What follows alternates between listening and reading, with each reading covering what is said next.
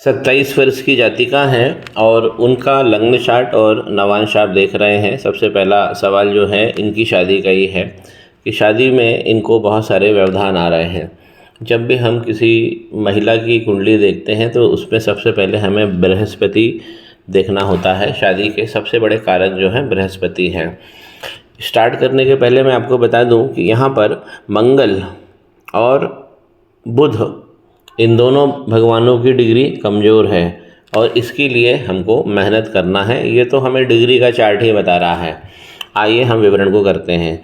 तो सबसे पहले हम देखेंगे कि गुरु अपनी ही राशि में बैठे हैं। ये बहुत अच्छा भाव देंगे 12वें नंबर में, लेकिन ये भाव देश के बाहर बहुत अच्छा देंगे। गुरु का यहाँ पे चले जाना ये विवाह के अंदर बहुत सारे कष्ट देता है। तो यहाँ पर एक चीज़ स्पष्ट हो जाती है कि बृहस्पति को रेमेडी में लेना है। अब समझिए, हम ग्रह के हिसाब से हमने देख लिया, अब भाव के हिसाब से देखिए तो ये 7वां भाव हमारे विवाह का है। यहाँ पे 4 लिखा हुआ है और कर्क राशि बनी है। तो सप्तमेश यानी कि जो हस्बैंड का ग्रह है वो कर्क राशि का है और इसका स्वामी बना चंद्रमा। तो चंद्रमा इस ग्रह के स्वामी बने। अब चंद्रमा जाकर कहाँ बैठे हैं? तो चंद्रमा जाकर बैठे हुए हैं 3रे भाव में। बंधु बांधवों के साथ सहयोग करके आपकी शादी हो जाएगी। तो इसमें हम क्या करते हैं, जब भी तीसरा भाव, ये तीसरा भाव है पराक्रम का, जब भी सप्तमेश यानी 7वें घर का मालिक यहाँ जाकर बैठ जाता है तो शादी विवाह जो होती है हमारे दोस्त यार और भाई बंधु जो होते हैं उनके सहयोग से ये होती है। अब देखिए, इसमें एक प्रॉब्लम आ रही है कि जो सप्तमेश हैं इनके चंद्रमा जाकर शनि केतु के साथ बैठ गए हैं। तो शनि केतु के साथ में चंद्रमा का बैठ जाना यानी कि इससे चंद्रमा को शापित दोष लगा दिया है। ये इनका दूसरा कारण है। तो हमको यहाँ पर वर्किंग बहुत अच्छी करनी है।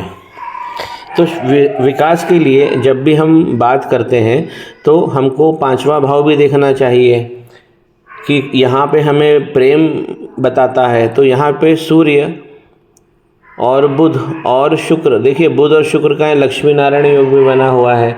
तो प्रेम तो बहुत सारा इंडिकेट हो रहा है, शिक्षा भी इनकी बहुत अच्छी इंडिकेट हो रही है, संतान भी यशस्वी बन रही है और यहाँ पर मंगल भी बैठे हैं और यहाँ पर सूर्य भी बैठे हुए हैं। तो 5वां घर इनका बहुत स्ट्रांग है, संतान का, प्रेम का, ये बहुत स्ट्रांग हो गया। लेकिन जब विवाह में हम जा रहे हैं तो बहुत दिक्कत हो रही है। अब एक चीज़ और समझिए कि ये है, अगर हम विकास की बात करें तो ये है हमारा कर्म, 7 लिखा हुआ है और यहाँ पर तुला राशि बन रही है और इसके स्वामी बने शुक्र जाकर 5वें घर में बैठे हैं। इसलिए कर्म का जो संबंध है वो संतान से, शिक्षा से और प्रेम से बन रहा है। ये इनकी कुंडली में बहुत उत्तम है। लेकिन जो मैंने आरंभ में 2 बातें बताई हैं वो विवाह को लेकर बहुत सारा उसके अंदर, इसीलिए दिक्कतें आ रही हैं। हम जब नवांश कुंडली को देखते हैं तो नवांश कुंडली हमारी दिशा तय करती है जीवन की और इसका जो 4था भाव है, ये वाला भाव, पहला, दूसरा, तीसरा, चौथा, तो 4था भाव यदि बहुत अच्छा बना होता है, 4थे भाव से ही हम देखते हैं कि क्या इनको विवाह का सुख मिलेगा। तो यहाँ देखिए कि ये जो 6 नंबर लिखा हुआ है यहाँ पे कन्या राशि है। कन्या राशि के स्वामी बने बुध, जाकर कहाँ बैठे हुए हैं? देखिए 8वें घर में बैठे केतु भगवान के साथ में। तो 4थे घर का प्लैनेट अगर कहीं जाकर फंस जाता है, जहाँ केतु भगवान के साथ फंस गया है, तो यहाँ पर, और फिर आप देख ही रहे हैं कि जो मैंने आरंभ में कहा है कि मरकरी और मंगल इनकी डिग्री भी कम है, चार्ट बता रहा है। तो यहाँ पर विवाह का सुख भी गायब हो जाता है। यहाँ देखिए, ये दूसरा घर है हमारे नवांश कुंडली का और जब नवांश कुंडली में कोई शुभ ग्रह यहाँ पर बैठा होता, अब यहाँ तो राहु बैठे हैं, तो हस्बैंड वाइफ का जो बॉन्डिंग है वो, उसके लिए भी हम ये दूसरा भाव देखते हैं। यहाँ पे राहु भगवान बैठे हैं तो शनि राहु भगवान की प्रॉब्लम जो थी लग्न चार्ट में वो यहाँ भी स्पष्ट हो जा रही है।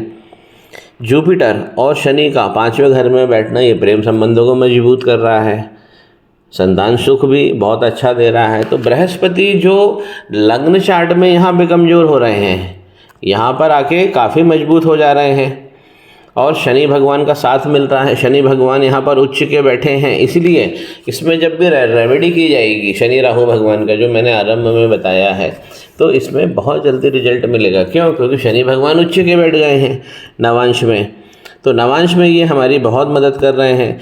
यहाँ पे सूर्य के साथ में शुक्र भी बैठ गए हैं और इनकी शुक्र की ही दशा चल रही है, तो ये भी इनका बहुत बहुत फेवरेबल है। चंद्रमा जो ऑपोजिट सेक्स के कारक होते हैं वो मंगल भगवान के साथ में बैठे हैं, तो यहाँ पर भी चंद्रमा थोड़ा सा गड़बड़ हो जाएंगे। लेकिन चंद्रमा उतना ज़्यादा गड़बड़ नहीं होंगे क्योंकि मंगल की डिग्री बहुत कम है, तो इसलिए यहाँ पर चंद्रमा और मंगल का कॉम्बिनेशन हो जाना ये हमारे योगों को नहीं काटेगा। योग जहाँ कट रहे हैं वो बृहस्पति के कारण, जहाँ मैंने इंडिकेट किया है यहाँ पर, और इस भाव का जो स्वामी है वो जाकर शनि राहु भगवान के साथ बैठ गया है। मंगल की डिग्री बढ़ानी है सबसे पहले, ताकि जहाँ पे मंगल लेफ्ट हैंड में इनके मंगल पर्वत पे जो तिल बन गया है वो पूरी तरह से अप्रभावी हो जाए, और उसके बाद में हमें शनि केतु भगवान का निराकरण करना है, और इसके बाद में इनको बहुत अच्छे योग मिलेंगे जहाँ विवाह की सफलता सुनिश्चित होगी।